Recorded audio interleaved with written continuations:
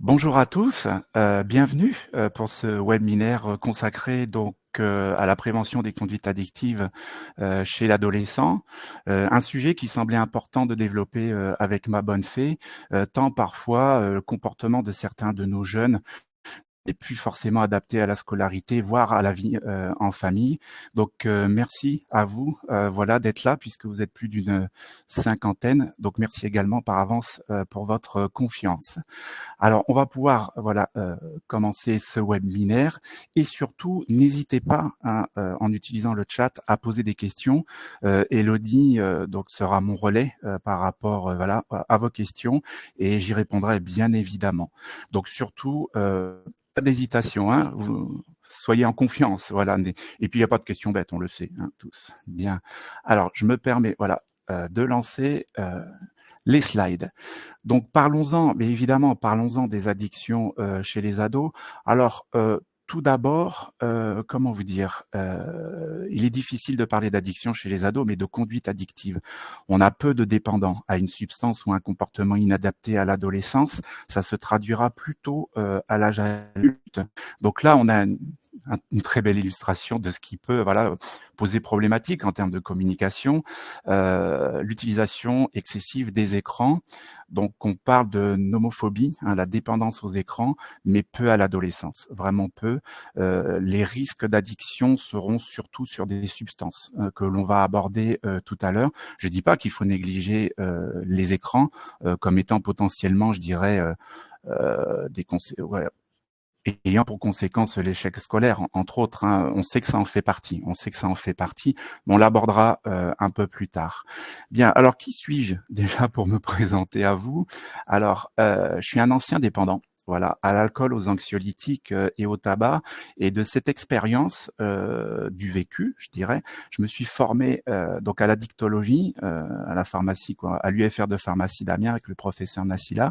Et j'ai également une certification en tant que expert addiction, c'est-à-dire qui me permet entre autres hein, de travailler au sein même des équipes pluridisciplinaires en cure ou en centre de soins pour les addicts, mais également auprès des familles avec une spécificité, c'est l'accompagnement tant des familles que des personnes dans la recherche, je dirais, de solutions potentielles liées à un comportement inadapté chez l'adolescent, où on retrouve parfois aussi, je dirais, des troubles de la communication dans la famille. Souvent, ça vient de là également, mais c'est pas la seule raison. Mais ça, on en parlera tout à l'heure. Bien. Donc nous pouvons commencer. Qu'est-ce que nous allons aborder? Tout d'abord une introduction à la notion d'addiction. Voilà, chez l'adolescent et plus particulièrement des conduites addictives. Hein, je le redis, même s'il y a peu de dépendants à l'adolescence, il va quand même y en avoir certains. Hein, certains très tôt peuvent déclarer voilà un manque lié à une substance et un manque irrépressible.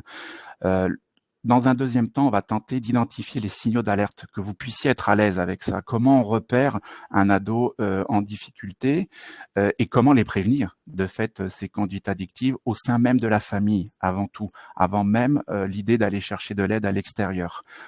Tout simplement pour pouvoir être au plus juste de la réalité par rapport parfois à la souffrance de certains ados. Et quelles sont les ressources? Voilà, on abordera aussi ce thème. Où est-ce que je peux, si je pense avoir identifié un trouble, aller chercher de l'aide. Donc voilà pour le sommaire. Alors, introduction, effectivement, conduite addictive chez l'adolescent. Donc, on pense avant tout aux écrans, voilà, puisqu'en tant qu'adulte, on peut être troublé parfois par le manque de communication de certains ados parce qu'ils sont complètement absorbés par les écrans. Ils peuvent en venir dépendants, comme je le disais tout à l'heure, mais plutôt à l'âge adulte. Bien, alors, vous, d'après vous, et là je vous invite donc à utiliser le chat, quelle conduite comportementale ou de consommation de substances associez-vous à l'adolescence? Donc là, on a parlé un peu téléphone, mais n'hésitez pas, voilà, à lancer vos idées. On fera un petit point, effectivement, sur les principales substances qui peuvent conduire à une conduite, voilà, addictive. Donc déjà des réponses, ouais, très bien. Ah, le sucre, Effectivement, Sophie, oui, on peut retrouver les troubles du comportement alimentaire liés à une surconsommation de sucre. C'est vrai, c'est en train de se démocratiser, hein, cette approche de l'addiction au sucre.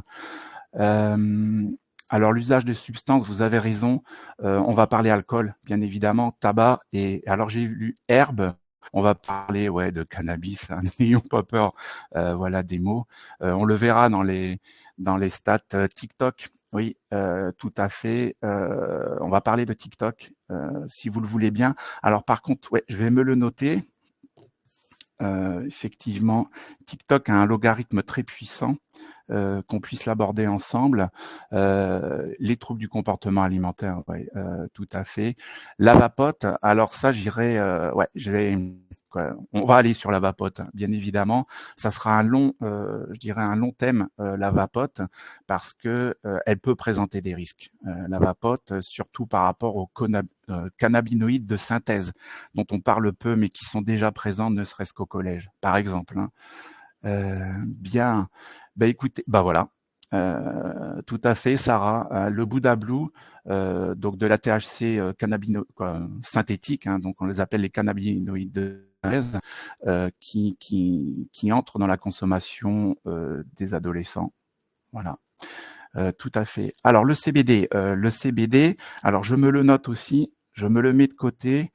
Le CBD déjà est légal en soi dès l'instant où il n'y a pas plus de 3% de THC, hein, puisque le CBD est issu de la THC. C'est une des branches de la THC. Bien. Bon, en gros, vous avez une parfaite déjà connaissance substances consommées à l'adolescence. Très bien. Donc, allons-y. Avançons. Alors, concernant le tabac, hein, vous l'avez effectivement abordé, la notion de tabac, l'âge moyen, en gros, dans l'entrée du tabagisme, c'est vers 14 ans. À cet âge-là, on a peu de fumeurs quotidiens. On le verra tout à l'heure, hein, sur d'autres stats, mais en termes généraux, les ados aujourd'hui rentrent de plus en plus tard effectivement dans le tabagisme. Toutefois, ça ne veut pas dire qu'il y aura forcément des ados qui ne seront pas en difficulté avec le tabac, hein, bien au contraire, puisqu'il peut être associé à d'autres substances, et vous l'avez très bien dit, comme le cannabis par exemple. Bien, les élèves en 6e, donc vous voyez, ils ont entre 10 et 11 ans pour la plupart d'entre eux. À peu près 13% diront qu'effectivement, ils ont déjà essayé au moins une fois le tabac. Voilà. À la fin du collège, vous voyez, c'est 4 ans après. Hein, donc en temps, ça va très vite. Plus de la moitié auront déjà essayé la cigarette. C'est essentiellement lié, comment vous dire, aux pressions sociales entre pairs, par exemple. Hein. Entre eux, effectivement, ça dépend des territoires, mais fumer, c'est cool et rebelle. Donc pourquoi tu l'as pas fait? Non, mais si tu veux faire partie de la bande, en gros, pourquoi tu fumes pas? Et puis il peut y avoir effectivement comme c'est une communauté de fumeurs qui se met en place dès le collège, comme étant rebelle, cool et moderne, voire pour certains ados. Donc voilà, nous allons pouvoir partager une vidéo qui en somme est un spot de prévention. Je pense que vous n'avez jamais vu, puisqu'il n'a pas été. Je t'en prie, Elodie, tu peux la lancer, j'y reviendrai après. On va essayer de se coordonner, voilà, avec Elodie. Si je vous ai fait venir en urgence, c'est que nous avons un énorme problème. Nous avons plus de 60 tonnes de déchets toxiques sur les bras. De l'acétone, du cadmium, de l'ammoniac. Il faut absolument trouver une solution pour nous en débarrasser, et vite. J'attends vos propositions. On peut pas les envoyer dans une usine de retraitement ? Non, trop cher. Ou faire comme la dernière fois, on achète un terrain et on les enfouit discrètement. Non mais c'est fini cette époque, on aura les écolos sur le dos en moins de 24 heures. Et les embarquer vers un pays moins regardant. Non mais c'est tout. Vous pouvez pas me trouver une solution plus simple, plus économique, plus efficace ? Et si on les faisait avaler aux gens ? Avaler ? C'est des trucs dégueulasses, ils vont s'en rendre compte. Non, à petite dose, un peu tous les jours. Ils se rendront compte de rien. Le tout, c'est de les habituer le plus tôt possible. Avec des jeunes, par exemple. Au marketing, les gars n'ont qu'à leur suggérer que c'est cool et rebelle. Ça marche à tous les coups. Mais ça se présenterait comment, votre truc, là? Je crois que je vois assez bien comment ça pourrait être. Arsenic, acétone, DDT, ammoniac, polonium 210. Fumer, c'est servir de décharge aux pires produits toxiques. Ne vous faites pas rouler par la cigarette. Et ça va nous coûter combien, votre affaire? Bah rien. Les jeunes sont prêts à payer pour avaler ces merdes. Bien, merci beaucoup Elodie pour la diffusion effectivement de cette vidéo. Parfait. Donc, pour répondre déjà, alors voilà, pardon, je vais un peu trop vite, excusez-moi. Voilà, cette vidéo, à mon sens, elle est très parlante.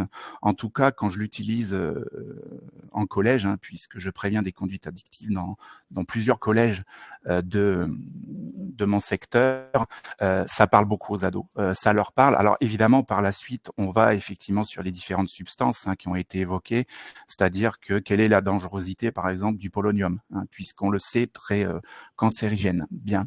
Et on avance non seulement sur l'idée de fumer aura des incidences sur la santé, mais sur le fait que le geste n'est pas banalisé, entre autres parce que très vite, on peut aller vers la vapote qui, elle, représentera un risque majeur quand on y introduit des cannabinoïdes de synthèse.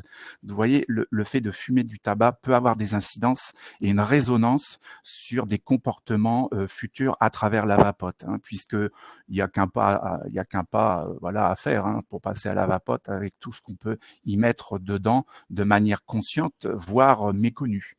Bien, alors pour faire un petit point, mais avant pour répondre aussi à une question voilà, qui m'a été demandée, est-ce qu'il y a une différence entre filles et garçons par rapport aux conduites addictives? Alors, il est vrai qu'il y a encore une dizaine d'années, si on prend l'exemple du tabac, de l'alcool et du cannabis, pour ces trois substances les plus consommées à l'adolescence, pour certains, bien évidemment, les filles étaient en retrait. Aujourd'hui, il y a une démocratisation, effectivement, de la consommation masculin-féminin, où on est pratiquement à égalité, même si sur l'alcool, les filles sont un peu en retard, mais aujourd'hui, et on le revoit à l'âge adulte, les filles fument autant que les garçons du tabac, que les garçons. Voilà, fument autant que les garçons. Pardon. Merci pour le partage de la vidéo. Effectivement, vous pouvez la télécharger puisque c'est une belle approche. Moi, je trouve que cette vidéo est adaptée à l'adolescence et autant qu'à l'adulte. Alors, en quoi c'est une belle approche? On le verra en fin de webinaire, parce que pour anticiper les conduites addictives, il suffit d'en parler. Mais avec quels mots, ça on le verra aussi. Et ce support, à mon sens, est une belle introduction à la discussion entre parents et enfants. On posera les mots, tout à l'heure, j'y reviendrai par rapport à l'utilisation de supports et de ressources. Bien, alors un petit point vite fait, effectivement, sur aujourd'hui, certaines stats. Alors à 17 ans, on sait que pratiquement 86% des ados auront essayé l'alcool au moins une fois dans l'année. Mais ce qui peut poser trouble à moins de 17 ans, c'est que pratiquement 9% de ces ados, donc si vous voulez un chiffre, 10% de la population des ados auront effectivement consommé de l'alcool au moins 10 fois dans le mois. Donc vous voyez, ça fait entre 2 et 3 fois par semaine. Là, la stat ne nous parle pas de quantité, bien évidemment, mais de régularité, puisque en termes de conduite addictive, la régularité, et je pense que vous le comprenez et vous le savez, est un facteur aggravant de consommation. 30% voilà, de ces ados qui vont consommer de l'alcool de manière ponctuelle ou régulière, le font avec les parents. Donc là aussi, dans les familles, on peut s'apercevoir qu'il y a une culture alcool qui se transmet de génération en génération, et donc à l'adolescence, cette transmission, en tout cas pour de la consommation pour 30% de nos ados, va se faire en famille, voilà, de manière assez simple. 44% des ados de moins de 17 ans ont déclaré ce qu'on appelle un binge drinking, c'est-à-dire une cuite, au moins une fois dans l'année. Donc on le voit, pratiquement la moitié des ados de moins de 17 ans connaissent l'ivresse, voire l'ivresse aiguë. Avant d'être préventeur et formateur en addictologie, j'étais ambulancier SAMU. Et depuis une dizaine d'années, on voyait très clairement augmenter l'hospitalisation en urgence de jeunes gens ayant abusé de manière aiguë de l'alcool. Voilà. Ensuite, chez les élèves de troisième, c'est-à-dire a priori le même public, hein, moins de 17 ans, moins de 16 ans, je vous le disais tout à l'heure, en 3 ans, l'expérimentation de l'alcool a baissé. Donc nos ados boivent moins. Toutefois, ils pratiquent de plus en plus le binge drinking. Donc nos ados consomment moins, mais lorsqu'ils consomment plus. Par rapport en termes de quantité. Et là, on est sur un deuxième facteur à risque, mais que vous connaissez très certainement déjà. Régularité et excès peuvent amener effectivement à potentiellement une conduite addictive à l'alcool, alors qu'ils sont même encore mineurs. Bien, 30%, voilà. Donc des élèves de troisième ont consommé au moins une fois par mois de l'alcool. Là aussi, la stat baisse, mais on voit que l'alcool est quand même là. Hein, elle est là, elle est véritablement là. Et un élève sur 5, voilà, connaît une alcoolisation ponctuelle, c'est-à-dire pratique le binge drinking avant même de passer au lycée. C'est une incidence par la suite sur la consommation d'alcool au lycée et sur une étude supérieure. Donc, il va y avoir des retentissements pour certains en termes pas de déscolarisation dans un premier temps, mais de souffrance scolaire, hein, en termes d'apprentissage. Donc, voilà ce qu'on peut dire sur l'alcool. Le cannabis, j'y reviendrai tout à l'heure plus en détail, mais l'expérimentation du cannabis chez nos ados en France, elle se fait vers 15 ans, vous voyez, 1 an après l'utilisation du tabac, de l'entrée dans la consommation des premières cigarettes. 60 000 jeunes de moins de 17 ans, voilà, ont une problématique avec le cannabis. Voilà. Voire de dépendance potentielle. C'est pas rien. En termes de pourcentage, je sais pas combien ça fait. Ouais, non, je sais pas. Bon, 60 000 jeunes aujourd'hui, voilà, sont en souffrance avec le cannabis. Alors quand on dit jeunes, c'est de 17 ans ou de moins de 17 ans. Plus de 25% des 18-25 ans déclarent un usage annuel de cannabis, c'est-à-dire que un quart des jeunes gens voilà, ont essayé au moins le cannabis dans l'année. Alors, au niveau de la consommation, effectivement, on a perdu 11 points en termes d'expérimentation du cannabis avant 17 ans en pratiquement 15 ans. Ce qui est pas mal, mais malheureusement, c'est en train de remonter. Et là, on remonterait à peu près de 9 points. Parce que le cannabis, comme le tabac ou comme l'alcool, il y a des vagues, voilà, de consommation qui sont liées à différents facteurs qu'on va pas aborder aujourd'hui. C'est plus à caractère scientifique et sociologique. Mais nos ados se remettent à fumer plus de cannabis qu'en 2017, hein, puisque ces stats datent d'il y a 5 ans. Les prochaines stats, c'est l'OFDT. Vous pouvez vous le noter si vous voulez. Vont effectivement va nous donner les prochains chiffres. Hein. Vous l'avez en bas. Hein. Voilà, c'est l'enquête Escapade OFDT, donc a été remenée pour des chiffres de 2023, 2022, 2023. L'enquête va bientôt arriver, si ça vous intéresse. Voilà. Donc, on est passé du premier rang au 10e rang européen de fumeurs de cannabis, donc de moins de 15 ans, au moins une fois dans l'année. Mais comme je vous le disais, en ce moment, ça remonte. Mais bon, je vous présente les derniers chiffres fiables. Voilà, ce qui est en cours, vous pourrez le découvrir dans les mois qui viennent, hein, puisque l'enquête devrait apparaître en février ou mars sur le site de l'OFDT. Voilà, vous avez les références juste en bas.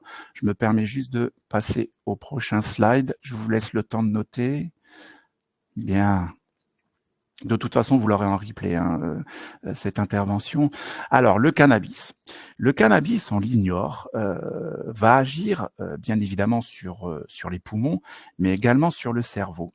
Pour les fumeurs réguliers et intensifs, qui représentent à peu près 60 000 jeunes de moins de 17 ans dans notre population aujourd'hui, va avoir des incidences. Il va avoir des incidences. Alors, dans l'excès, on est bien d'accord. un pétard une fois de temps en temps, je dirais pas que ça n'a pas d'incidence, mais effectivement, les signes de comorbidité, c'est-à-dire de présentation des premières maladies, elles vont être plus fréquentes dès l'instant où on fume de manière régulière et intensive le cannabis. Tout d'abord, les troubles cognitifs. Donc ça, je pense que vous saviez, troubles de la mémoire essentiellement et de la motivation. Selon le caractère de la personne, on peut avoir effectivement, lorsqu'on fume régulièrement de manière intensive, des syndromes dépressifs avec un risque suicidaire. Et en tout cas, un syndrome amotivationnel, c'est-à-dire perte de motivation. Voilà. Perte de motivation à tout, hein, à aller en cours, à vivre en famille, à voir les copains. Souvent, c'est d'ailleurs des jeunes gens, lorsqu'ils fument beaucoup, de manière régulière, se retrouvent en communauté de fumeurs excessifs. C'est-à-dire ils sont entre eux quelque part, et donc cette amotivation les dérange pas plus que ça, puisqu'ils arrivent quand même à garder du lien social de toute façon, mais entre eux. Voilà. Et puis des attaques de panique. Alors ça, c'est plus à la redescente, c'est-à-dire ce qu'on appelle le syndrome de dépersonnalisation, c'est-à-dire que certains ados à la redescente, c'est-à-dire en phénomène de sevrage, vont se retrouver persécutés, en tout cas en crise de panique, et certains nous disent c'est une personnalité que je connais pas, un dédoublement de la personnalité, quelque chose qui leur échappe, cette autre personne, voilà, qui les porte en termes de redescente au cannabis, leur fait peur, leur fait vraiment très peur, parce qu'ils ont conscience que ce n'est plus eux, qui sont déjà quelqu'un d'autre. Hein. Voilà. Alors sur les signes, parce que je regarde en même temps le déroulé, sur les signes, j'y reviendrai tout à l'heure. Hein. J'y reviendrai tout à l'heure. Effectivement, qu'ils essayent de tester. Parfois, ça leur plaît pas. On le verra surtout avec le cannabinoïde de synthèse. Mais ce qui nous intéresse tout particulièrement, c'est qu'avec un usage comme ça très régulier et prononcé, il risque d'y avoir d'autres addictions qui se mettent en place. Le tabac, évidemment, ça paraît logique, mais aussi l'alcool. C'est-à-dire que cette surconsommation peut amener à une consommation d'alcool, entre autres pour la redescente, c'est-à-dire pour minimiser les risques de dépersonnalisation. Forcément, ça va rajouter un problème, qui est pas l'alcoolisme, pas tout de suite, mais qui à l'âge adulte peut proposer ce qu'on appelle des polyconsommations, donc avec des gens qui consomment plusieurs substances. Ce que peut faire le cannabis aussi, c'est un état délirant induit, c'est-à-dire peut provoquer des crises de paranoïa, entre autres par hallucination, et c'est là où on peut arriver à des troubles psychiques graves, c'est-à-dire ce qu'on appelle une décompensation psychiatrique qui peut aller de la schizophrénie jusqu'au trouble bipolaire, alors que d'un point de vue génétique, on n'a pas dans la famille, à 2 ou 3 générations, des troubles psychiatriques. Certains scientifiques, donc en recherche d'alcoolo-pharmacodépendance, disent très clairement que le cannabis peut être à l'origine de troubles psychiatriques provoqués par la substance elle-même et par rien d'autre. Ce qui en soi n'est pas rien, hein. Évidemment, ce sont des signes de souffrance mentale irréversibles. Bien. Alors, j'essaye de voir un petit peu également vos questions. Je vais en parler des signes. Hein. Je vais en parler. On va y venir. Voilà. Est-ce que ça peut survenir dès la première consommation? Non. Non, du tout. Ce que je viens d'expliquer, c'est véritablement sur une consommation intensive et répétée. Voilà. Toutefois, on peut trouver certains signes aggravants de santé mentale avec le cannabis de synthèse, les cannabinoïdes de synthèse, et d'ailleurs, je vous en parle tout de suite. Alors, cannabis de synthèse, il peut être présenté sous différentes formes. Vous avez le spice. Alors le spice, qui soit or ou argent, c'est des feuilles de cannabis naturelles, hein, qui ont été un peu broyées et sur lesquelles on va venir vaporiser du cannabis synthèse. Le plus connu était le HHC. Ça s'infuse. En fait, ça se boit en infusion. Vous avez le K2. Alors le K2, c'est à peu près la même variable, mais qui se fume. C'est-à-dire que les narcotrafiquants s'adaptent aussi à la demande. Certains boire du cannabinoïde de synthèse les rassure, plus que de fumer. Ça peut leur faire peur de fumer du cannabis de synthèse pour certains, mais on a le Buddha Blue. Merci pour les personnes qui l'ont évoqué tout à l'heure, parce que là, on a affaire à une substance qui est pas anodine du tout et que les jeunes ne connaissent pas forcément et ils vont la tester sans véritablement mesurer les risques. Alors, quels sont les risques? On les a là. On les a là. En cas de surdosage, moi, ce que je retiens et ce que je dis aux ados quand je les rencontre en collège, c'est la paralysie. C'est-à-dire, tu tombes. En fait, tu tombes et tu peux pas te relever. Tu es complètement paralysé, avec des crises de paranoïa importantes. C'est non seulement tu peux pas bouger, donc tu es cloué au sol quelque part, et tu vis des attaques qui peuvent être hallucinogènes aussi, c'est-à-dire qui n'existent pas. En tout cas, il y a une souffrance mentale qui va se mettre instantanément en place, mais qui est réversible. Sur les premières consos, l'avantage d'un tel choc au niveau neuronal causé par le Buddha Blue fait que les jeunes n'y retournent pas. Ceux qui vont y retourner, c'est ceux qui ont pris l'habitude, entre autres, de fabriquer eux-mêmes leur liquide de vapote, puisque le Buddha Blue se consomme essentiellement, je dirais même pratiquement à la vapote. Il suffit de déposer une goutte dans le réservoir. Le problème de ce produit, c'est que c'est un cannabinoïde de synthèse puissant à 98% comparativement à la plante naturelle du cannabis, c'est-à-dire la tête qui est la plus chargée en THC, elle monte au maximum à 38%. Et c'est déjà énorme puisque on peut avoir déjà des hallucinations, c'est-à-dire avec une consommation de tête de cannabis à l'état naturel. Alors imaginez à 98%. Donc ça se met dans la vapote. Le Buddha Blue, tel que vous voyez la petite fiole là, bleue devant nous, elle est vendue en 1 centilitre, en 10 millilitres. Donc potentiellement, tu as 10 gouttes qui peuvent rentrer dans la vapote. Une goutte est l'équivalent de 3 pétards. Si on se rapporte évidemment au cannabis naturel. Bien, donc c'est pas anodin. Et le risque d'overdose, il n'est pas négligeable. Il a été observé en Suède et en Norvège. C'est l'Europe du Nord qui ont été les premiers consommateurs de Buddha Blue dans les années 2005-2006. Et aujourd'hui, il est bien présent sur notre territoire. Et ce qui est un peu dramatique en soi, mais dès l'instant où les jeunes le savent, ils peuvent en prendre conscience, c'est qu'aujourd'hui, on peut commander sur le net. Alors sur le darknet, bien évidemment, mais encore faut-il savoir comment y aller. Et entre autres, quand je dis sur le net, c'est sur des applications comme Snap, pas trop TikTok, mais Snapchat, voilà, est une plateforme où on peut commander toute forme de drogue synthétique ou naturelle. Souvent, les sites utilisés sont des sites de pseudo-naturothérapie. Donc, vous voyez, le narcotrafiquant va très loin dans la démonstration, entre autres en évoquant les bienfaits du CBD, sachant que derrière peut se cacher du Buddha Blue, pas sur le CBD lui-même, mais sur des produits dérivés. Donc, les jeunes gens ont conscience de cette possibilité, donc autant parler des risques tels qu'on vient d'en parler ensemble. Alors, toujours dans l'idée du cannabis de synthèse, voilà les différents produits qui amènent les ados et les adultes, fumeurs donc de liquide en cigarettes électroniques. On peut fabriquer ses propres produits.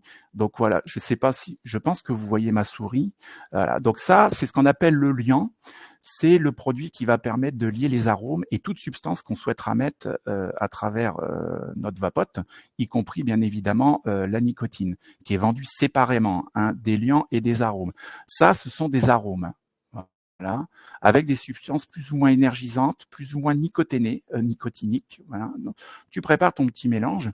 Et puis, on a vu apparaître dernièrement des choses assez extraordinaires, c'est-à-dire du cannabis, mais uniquement l'arôme. Il n'y a pas de THC dedans. Par contre, qu'est-ce que ça a l'odeur et le goût? C'est impressionnant. Donc, si tu as l'odeur et le goût, sans même qu'il y ait d'effet, le jour où tu passes véritablement à du Buddha Blue, par exemple, il y a quelque chose qui va être naturel dans la pratique, puisque je connais déjà le goût et la pratique. Donc, pourquoi pas aller vers du vrai cannabis. Et puis, quelque chose d'assez extraordinaire, il peut y avoir des arômes qui ressemblent énormément à l'alcool. Alors, je dirais pas que les alcooliers sont derrière, parce que j'en sais rien, derrière cette pratique, mais tu peux vapoter effectivement des goûts alcoolisés, mais où tu ressens vraiment la sensation de l'alcool comme si tu l'avais bu, alors que tu n'en bois pas. Tu fais simplement la vapoter. Et puis ici, effectivement, on a des produits très énergisants avec des goûts, je dirais, assez connus, comme le fruit rouge. Hein. Le fruit rouge marche pas mal chez l'ado. Donc voilà, l'adolescent peut fabriquer lui-même ses mélanges, d'autant plus que c'est hyper rentable, parce que les fabriquer soi-même, ça coûte pas grand-chose, hein, véritablement. Hein. Vous pourrez aller sur Internet, vérifier les prix, mais un liant comme celui-ci, c'est pas plus de 5 €. Les arômes, ça peut être 80 centimes la fiole, et les différents goûts, comme ici, ou les recherches énergisantes, là aussi, ça c'est entre 1 € et 2 € la fiole. Et en termes de quantité, tu peux tenir des mois. Donc, vous voyez, il y a aussi un abord économique, puisque l'ado, il n'a pas beaucoup d'argent. Mais là, en fabriquant ses produits lui-même, eh bien, il économise énormément. Petite particularité, excusez-moi, je reviens en arrière. Sur le Buddha Blue, j'ai omis de vous le dire, ce produit est inodore et incolore. C'est-à-dire, on ne le sent pas. Il n'a pas d'odeur, il n'a pas de goût. Donc là aussi, ça peut être un piège en termes de puissance du produit, puisque quand on fume du cannabis chargé en THC, ça arrache, comme disent les jeunes. Oh, tu le sens passer hein, dans les voies respiratoires. Et là, tu sens rien. C'est-à-dire que la montée cannabinoïde, tu vas pas la sentir venir. C'est en ça qu'elle peut t'assommer. Mais bien évidemment, ceux qui prennent l'habitude de fabriquer leurs produits vont le tester avec légèreté, le Buddha Blue, c'est-à-dire qu'ils vont le mélanger pas directement dans la CE, mais dans des fioles préconditionnées. C'est-à-dire ils vont apprendre à doser les effets. Et c'est en ça que ça peut devenir très vite addictogène, puisque les molécules de synthèse, en termes de métabolisation, le corps va avoir beaucoup de mal à les éliminer, donc ils vont être présents pendant longtemps. Et une substance toxique qui reste longtemps dans le corps, forcément, va avoir des incidences essentiellement sur le cerveau. Alors, excusez-moi, je regarde la slide d'à côté. Ouais, ça, c'est le protoxyde. Alors, sur le cerveau, qu'est-ce qu'on va pouvoir observer? Essentiellement des nécroses cérébrales irréversibles, tant pour le fumeur régulier intensif de cannabis, je dirais naturel, que le cannabis de synthèse. Ça va jouer énormément sur la mémoire, donc perte de mémoire en termes de scolarité, c'est terrible, parce qu'en gros, l'ado retient que dalle. Il aura beau essayer, il n'y arrivera plus. Alors, syndrome amotivationnel, c'est-à-dire j'ai envie de rien, syndrome dépressif très fort, très très fort, avec le cannabis de synthèse, et voire perte de motricité. Hein, on a vu des jeunes gens en consommation aiguë de cannabis de synthèse en perte toute relative de la motricité. Alors, est-ce que c'est irréversible? Pour l'instant, les études sont en cours, mais c'est pas un produit qu'il faut prendre, aborder à la légère. J'y reviendrai tout à l'heure. Hein, comment aborder excusez-moi, je lis en même temps vos questions. Ce phénomène hein, de cannabis de synthèse. Alors, en lycée, non, il n'y a pas obligation. Alors, l'éducation nationale propose effectivement, dans le cadre de la protection de la santé et de la sécurité des ados, des interventions comme des personnes, des préventeurs. Hein. Toutefois, ils ont énormément à libérer le temps et surtout, paradoxalement, ils n'ont pas les finances. Donc, aujourd'hui, pourquoi je travaille en collège, c'est qu'eux ont plus de finances, c'est qu'il y a des montages financiers que connaissent pas l'éducation nationale qui sont possibles en interministériel, mais c'est compliqué à mettre en place. Et honnêtement, les CPE me le disent, hein, sauf pour ceux qui travaillent avec moi, c'est tellement de temps passé en recherche de financement qu'ils ont autre chose à faire. Donc il y a aussi ça en termes de politique de prévention. Certes, l'éducation nationale propose et même oblige à un moment donné une certaine forme de prévention, mais il la finance pas. Donc c'est comment dire, très vite, ça peut devenir pas compliqué, c'est pas ça, mais c'est un peu le serpent qui se mord la queue. Mais dans d'autres domaines également, moi, ça me choque pas particulièrement, ça m'ennuie effectivement, parce qu'il y a énormément de travail à faire, d'autant plus que l'ado est réceptif à ce genre de prévention. Il comprend très vite. Hein. Très vite, on peut changer les mentalités, parce qu'un ado averti, ça en fera un adulte conscient. Voilà, mais bon, c'est pas toujours simple à faire comprendre, mais ça fonctionne. Ouais. Alors, le protoxyde d'azote, vous en avez aussi entendu parler. Alors, on ne peut pas devenir a priori dépendant au protoxyde d'azote. Au départ, c'est un médicament c'est un anesthésiant. Alors certes, il est vendu pour émulsionner toutes sortes de liquides, hein, le plus connu étant la chantilly ou le beurre monté en émulsion, ce qu'on appelle un beurre blanc monté. Donc au départ, c'est de l'agroalimentaire. C'est un gaz hilarant, effectivement, mais au départ anesthésiant. Alors effectivement, il va proposer un schéma assez hilarant, hallucinogène, très clairement. Utilisé uniquement en médecine d'urgence. Si on parle de gaz anesthésiant, donc présent dans les SMUR, c'est-à-dire dans ces ambulances spécialisées dans la réa, et en déchoc aux urgences, c'est-à-dire que c'est un gaz d'une puissance redoutable, donc il est vraiment utilisé de manière très contrôlée. Voilà, alors qu'il est mélangé à 50% à de l'O2. Ça s'appelle le Calinox. Le problème de ce protoxyde, tel qu'il vous est présenté sur cette image, c'est que lui, il est à 100%. Donc effectivement, il est très hilarant, il est complètement hallucinogène. Je le dis souvent parce que c'est les jeunes qui le consomment, hein, qui m'en parlent. À un moment donné, il y a une forme de léthargie corporelle, ton corps ne pèse plus rien. Il y a une légèreté qui t'apparaît spontanément avec des hallucinations, mais tu changes de monde. Tu pars dans un monde parallèle tout en restant conscient et, je dirais, apte à développer les mouvements et les pensées que tu veux. Donc, il est pas terrassant comme le cannabis de synthèse. Par contre, il y a 2 difficultés avec ce gaz, c'est qu'il va provoquer des fourmillements assez rapidement. Et ça, je le dis clairement aux ados, attention aux fourmillements, c'est déjà un signe d'intoxication neuronale. Et puis, au moment où tu ressens effectivement des picotements assez douloureux, comme c'est un gaz anesthésiant, il va faire disparaître la douleur. Donc là aussi, on va l'utiliser pour les inconforts que va provoquer le produit lui-même. C'est ça qui est paradoxal, mais c'est la réalité de ce produit. Le risque, c'est la paralysie des membres inférieurs, voire de déclarer une tétraplégie, voire une hémiplégie, et a priori, elle serait irréversible. On a des jeunes gens aujourd'hui sur l'abus de protoxyde qui se retrouvent en fauteuil roulant, hein, très clairement. Bien. Il y a un risque psychiatrique là aussi, puisque ça va interférer sur certains neurones, voire devenir irréversible. La paralysie, je vous en ai parlé. Le risque neurologique, c'est des nécroses du cerveau, c'est-à-dire des points du cerveau. Ça a été observé à l'IRM, hein, qui vont être nécrosés. Donc là aussi, perte de motricité a priori irréversible. Un risque hématologique et vasculaire, là aussi. Alors on va pas jusqu'à l'arrêt cardiaque, mais on va aller sur des troubles du rythme cardiaque qui peuvent être très importants, et puis une perte complète, effectivement, je dirais, des fonctions vitales, comme la fuite urinaire ou fécale, et puis la perte complète de contrôle, c'est-à-dire qu'on est dans un autre monde. Donc il n'est pas anodin ce produit, même si dans la consommation, il est rassurant, il peut avoir des effets délétères. Donc les signes, c'est très simple, hein, c'est dès que tu ressens des fourmis, voire des picotements, arrête immédiatement. Et ça, ils le comprennent aussi, hein. Et pour ceux qui l'ont consommé et qui sont arrivés à ce degré d'intoxication neuronale, le comprennent très bien. L'idée, c'est pas dire consommer ou consommer pas. L'idée, c'est de dire si jamais vous êtes amené à consommer, soyez très prudent sur les effets délétères. Bon, si tu les connais pas, forcément, ça va être plus compliqué. Vérifier les connexions Internet, oui, les partages de famille. Ouais.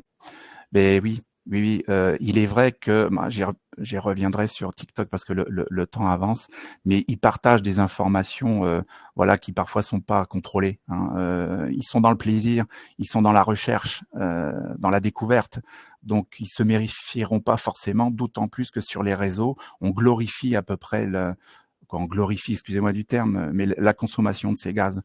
Il y a un côté marketing aussi qui est qui est pas négligeable, hein, ça, on consomme bien sur on communique bien sur cette consommation.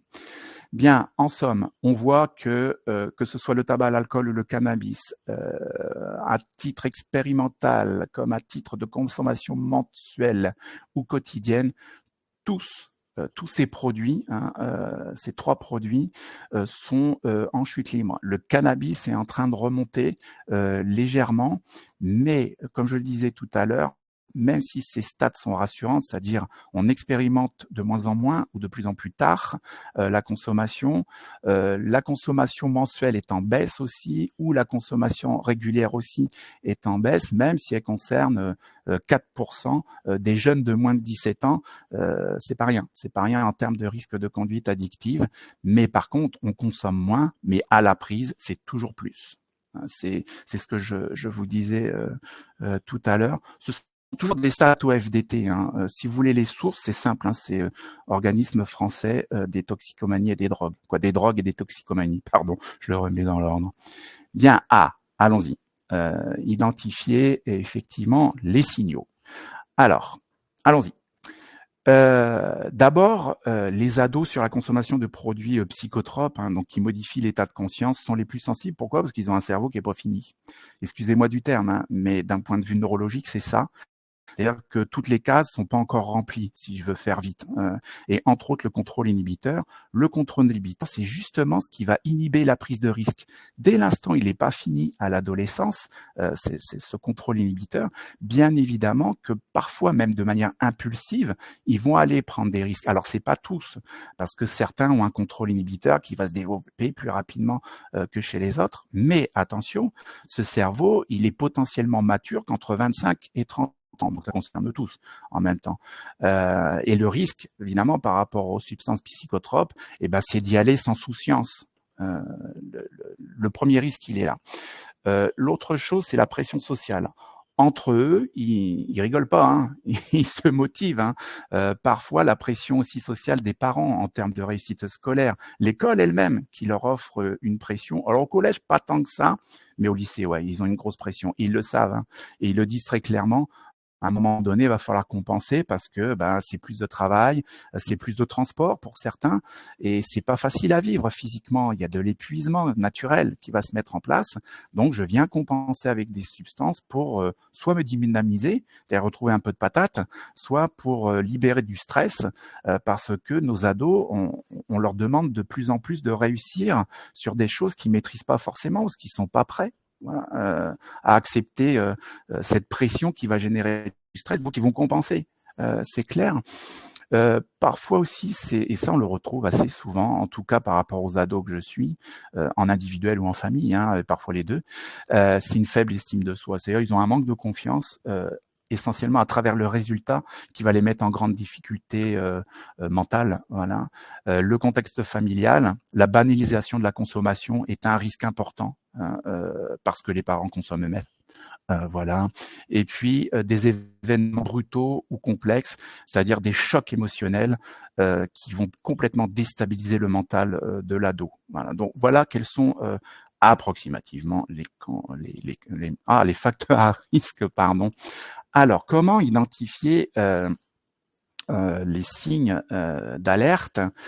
C'est une forme d'isolement, inhabituelle.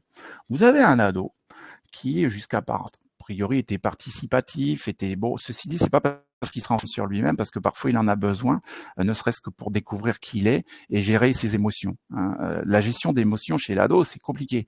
Donc, il peut y avoir effectivement un isolement qui peut être réparateur, comme il peut être, je dirais pas destructeur, mais inquiétant potentiellement s'il est inhabituel et surtout répété. Un changement d'humeur habituel, récurrent et surtout de manière très inattendue, en un éclair. Par exemple, certes, les ados sont assez impulsifs, donc les changements d'humeur radicaux comme ça, on peut s'y attendre, on peut les comprendre, mais là aussi, si c'est récurrent, il y a peut-être une problématique. La tristesse, le renfermement sur soi, les angoisses, voire certaines phobies. D'ailleurs, des ados qui tout d'un coup pratiquaient une activité, ne serait-ce que l'école par exemple, et tout d'un coup, non, ça je veux plus, parce que c'est pas je veux plus, c'est parce que je peux plus. C'est essentiellement généré par des troubles importants de l'angoisse qui vont potentiellement se traduire en phobie. Une baisse des résultats scolaires, ça on le sait, donc important de surveiller effectivement les résultats scolaires de nos ados. Ça peut être un signe. Une fatigue inhabituelle et prolongée, ça aussi, c'est-à-dire un ado qui jusqu'à présent avait la patate, les substances ont pour fatigue, ça fatigue énormément, plus la croissance, plus le changement de rythme quand on passe au lycée, on peut avoir des ados qui très vite vont être en situation d'épuisement. Ça ne veut pas dire pour autant qu'il y ait une substance, mais vérifier quand même. Les troubles du sommeil, ça c'est assez connu. L'ado qui est en pratique de consommation de substances va mal dormir. On parle d'insomnie aussi, et souvent à quoi on traite l'insomnie? Ça c'est un rapport, pas de l'OFDT, mais de la CNAM, de la Caisse d'assurance maladie, que en un an, entre 2022 et 2023, 236, l'augmentation de 236% de somnifères chez l'adolescent. C'est-à-dire que le médecin va prescrire des somnifères alors que potentiellement, il y a déjà une substance qui crée l'insomnie. Donc, c'est rajouter une dépendance à une autre parce qu'on devient très vite dépendant des somnifères, même si les sevrages sont connus et tout à fait maîtrisés par la médecine. Voilà. L'apparence physique modifiée. On en parlait tout à l'heure sur les troubles du comportement alimentaire. Effectivement, un ado qui se met à dévorer ou qui se met effectivement dans la retenue par rapport à son alimentation. Donc ça, on voit assez vite, surtout si c'est lié aux autres troubles. Donc voilà, suralimentation ou sous-alimentation par exemple. Si on a tous ces signes, potentiellement ou suffisamment, 4 ou 5, vous voyez, voire 6 ou 7, il est important d'en parler. On va voir effectivement comment en parler. Par la suite. Donc, est-ce que vous avez déjà pu observer ce genre de comportement et comment vous avez réagi si vous souhaitez en parler? Donc là, je vous laisse utiliser le chat. Je vous laisse un peu de temps, voilà, pour poser vos questions. J'essaye de les suivre en même temps, mais je vais revenir effectivement sur TikTok. Alors, TikTok, c'est un algorithme excessivement puissant qui va te proposer des images satisfaisantes, donc qui te plaisent énormément.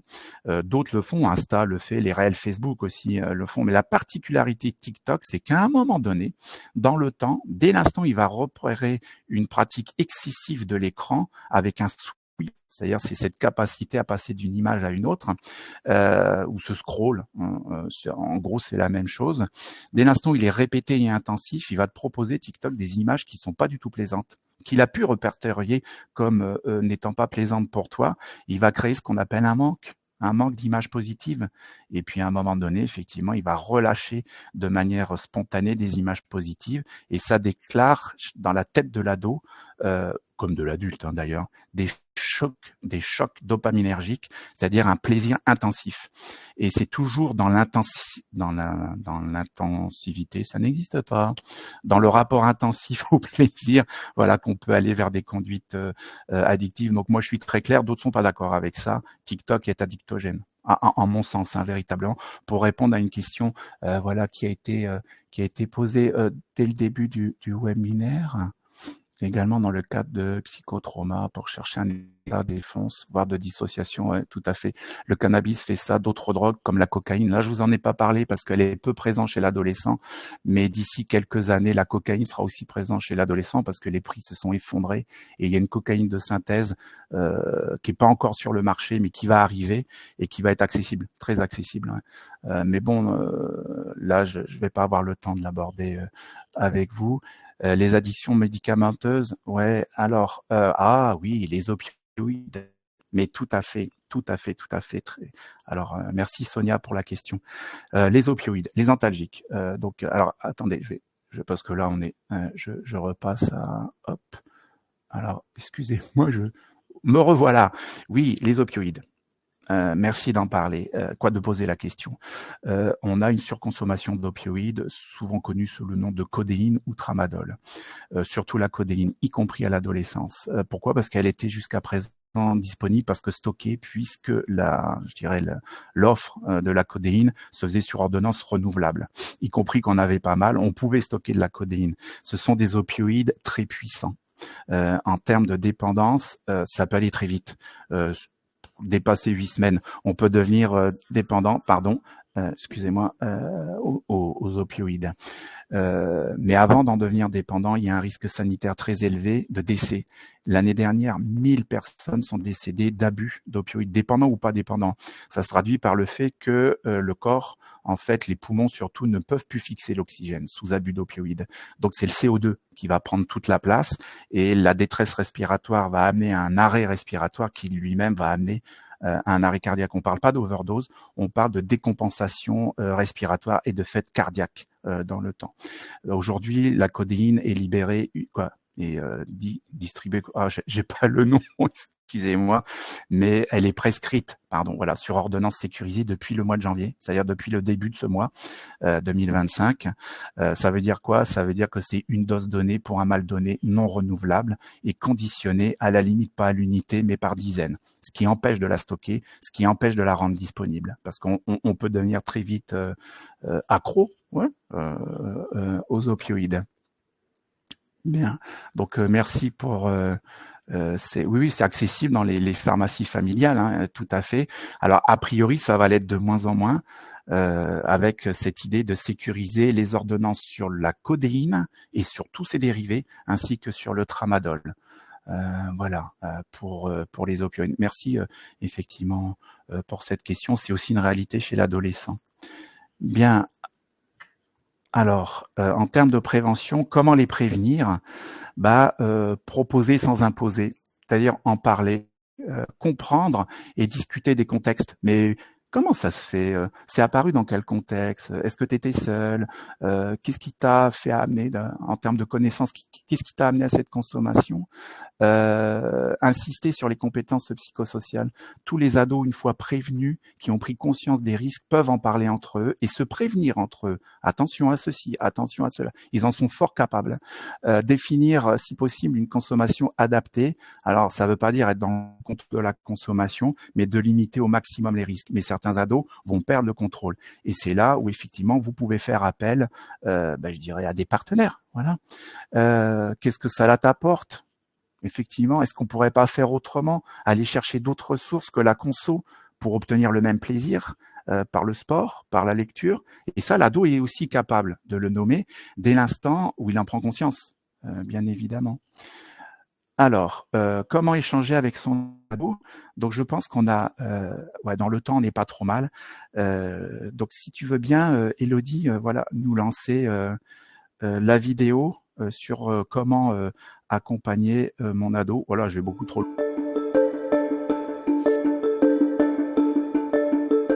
Je me suis pas bien rendu compte tout de suite. Il est naturellement un petit peu dans les vapes, il plane, et depuis toujours. Donc ce genre de symptômes, ensuite la bouffe, ensuite la mollesse adolescente, tous ces symptômes qu'on aurait pu voir, je m'en suis pas vraiment rendu compte. Et en fait, c'est son entraîneur de foot qui m'a alerté en me disant « Je crois que ton fils et ses potes, avant ou après les entraînements, fument des joints. » Il est toujours important qu'une famille qui a découvert une consommation, qui a découvert quelque chose avec lesquels elle n'est pas d'accord, d'en parler, parce que de toute façon, ça va se mettre entre eux et leur enfant, et ils ne pourront pas faire abstraction de ce qu'ils savent, donc il vaut mieux en parler. Après, la façon d'en parler, ça va être différent en fonction des équilibres familiaux. Il faut surtout être vigilant à pas rompre la relation, à pas rompre le dialogue. Une personne de ma famille m'avait fait cette remarque. Elle m'avait dit « Ta fille raconte à une de ses copines, qui me l'a répété, qu'elle se drogue. » Quand j'ai appris tout ça, quand elle avait 14 ans, à cette époque-là, j'ai d'abord... j'ai ressenti comme une grande angoisse, mais à la fois, j'ai pas voulu y croire. C'était assez curieux comme réaction. J'ai pas voulu prendre conscience de ça, mais j'étais en même temps très inquiète. Certaines familles découvrent la consommation ou les usages de leur enfant. Donc souvent, ils sont surpris. Et donc, ils n'ont pas forcément les bonnes attitudes. C'est pas facile parce que souvent ils ont découvert parce qu'ils fouillaient. Mais moi, ce que j'ai plutôt envie de leur dire, c'est que s'ils ont fouillé, c'est qu'ils savaient déjà qu'il y avait quelque chose qui n'allait pas. Donc, peut-être que l'important, c'est plutôt une famille doit se faire confiance sur les perceptions qu'elle a d'un équilibre d'un jeune ou des modifications et tout ça, et doit à certains moments pouvoir se faire aider dans les choix d'attitude à avoir. C'est-à-dire pour arriver à maintenir le contact là, avec un jeune, il faut que les parents arrivent à se dire que la plupart du temps, le jeune réagit aussi un peu comme eux le font, en fait, en se sentant coupable de créer des problèmes dans la famille. Ce qui fait que plus on va être culpabilisant, plus on va accroître son sentiment d'incompréhension, de distance, de culpabilité. Et plus il risque rompre le contact, donc ne pas culpabiliser, et essayer d'analyser avec lui en partant du point de vue du jeune. C'est-à-dire lui dire à leur jeune, et toi de ton point de vue, là, tout roule très bien avec cette consommation, ou est-ce qu'il y a certains moments ou certains niveaux de consommation ou certains contextes de consommation qui t'apparaissent trop, qui te posent problème. Et à ce moment-là, à partir du moment où on ne demande plus à un jeune d'avouer, il n'est pas rare à ce moment-là que le jeune finisse par dire qu'effectivement, il y a des niveaux de consommation qui ne lui conviennent pas. Et du coup, de la même façon, dans la famille, on pourra avoir une attitude qui sera plus en oui-non, mais qui va être, on va essayer ensemble de t'aider à réduire ces choses-là qui te conviennent pas, qui sont excessives.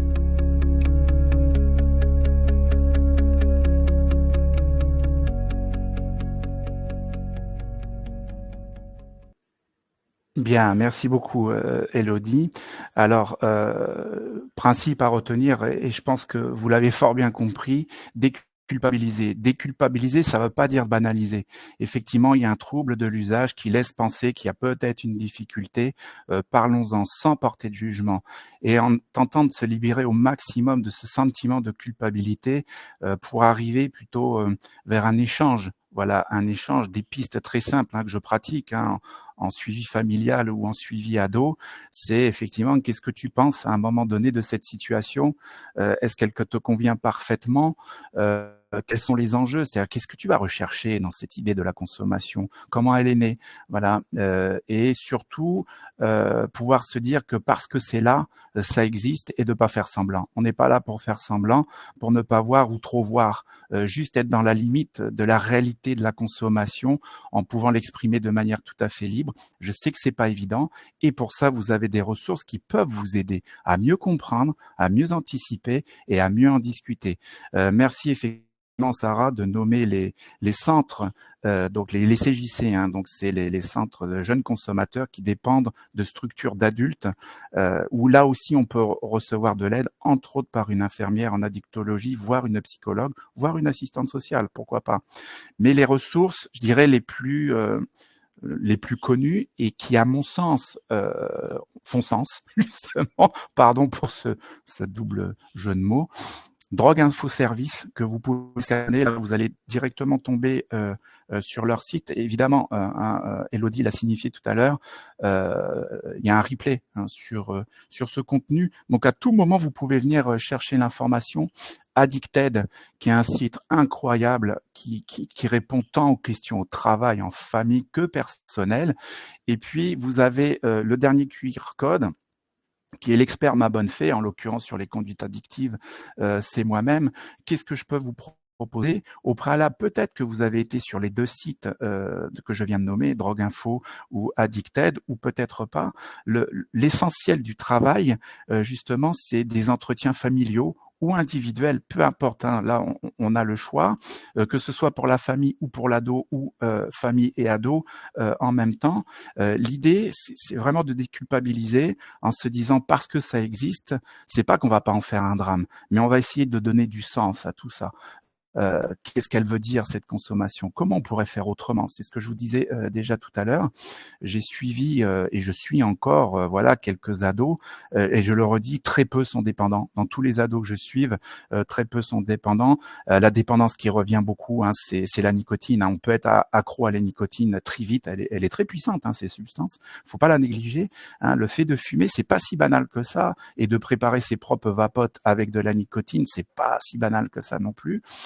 Donc là, on essaie de comprendre quels sont les enjeux de cette consommation, de tenter de la réduire pour potentiellement revenir sur une consommation contrôlée, voire la stopper quand l'ado est prêt, quand la famille aussi est prête à l'entendre, parce que parfois il y a des fumeurs dans les familles aussi. Donc, vous voyez, c'est un double enjeu sanitaire et de santé publique au sein même de la famille.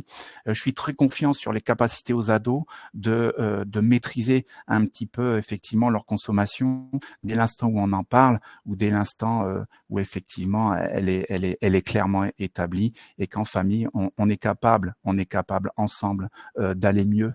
C'est de la bienveillance. Je dis pas que les familles où il y a des troubles de consommation sont malveillantes, c'est pas ça, mais rétablir le contact, générer de la bienveillance, tout simplement au service du bien-être, mais de tous, bien évidemment, puisque face à un enfant, un ado qui potentiellement développe des conduites addictives, tout le monde sera en souffrance. Pas que lui, hein, la famille également. Donc c'est une prise en charge complète que je peux effectivement mettre en place avec tous les bons soins que je pourrais vous proposer à l'avenir. Donc n'hésitez pas. Il est vrai que pour pouvoir bénéficier de mes services, il faut que votre entreprise soit adhérente à Ma Bonne Fée. Vous pouvez solliciter également, si ce n'est pas déjà fait pour certains d'entre vous, votre manager pour entrer en relation avec Ma Bonne Fée, pour pouvoir mettre en place effectivement des solutions d'aide qui ne sont pas que les conduites addictives. Vous le découvrirez sur le site. C'est aussi pour ça que je travaille avec Ma Bonne Fée, c'est-à-dire qu'il y a une bienveillance dans les propositions qui sont faites, qui font sens et qui sont vraiment, je pense, une aide tout à fait simple et qui fait sens. Bon, je me répète pas mal, mais voilà, j'en ai terminé. Est-ce que vous avez d'autres questions? Peut-être qu'on se laisse un petit peu de temps pour effectivement clôturer ce webinaire. Donc immense merci, mais merci à toi Arnaud et merci à vous tous. Vous étiez plus de 70 à suivre ce webinaire. Merci pour votre confiance. Merci à Ma Bonne Fée pour permettre ces échanges qui, à mon sens, font sens. Voilà, mais avec grand plaisir, Sarah. Merci pour tes témoignages, Sarah, et les infos tu peux libérer. Merci Sonia. Merci à tous, bien évidemment. Je vous souhaite une belle journée. N'hésitez pas à aborder effectivement, si vous pensez qu'il est nécessaire de le faire, ces conduites addictives potentielles en famille, en couple. Mais je vous souhaite à tous une excellente journée. Merci Delphine, merci Elodie pour ce webinaire que nous avons préparé ensemble et à très vite. Bonne journée à tous.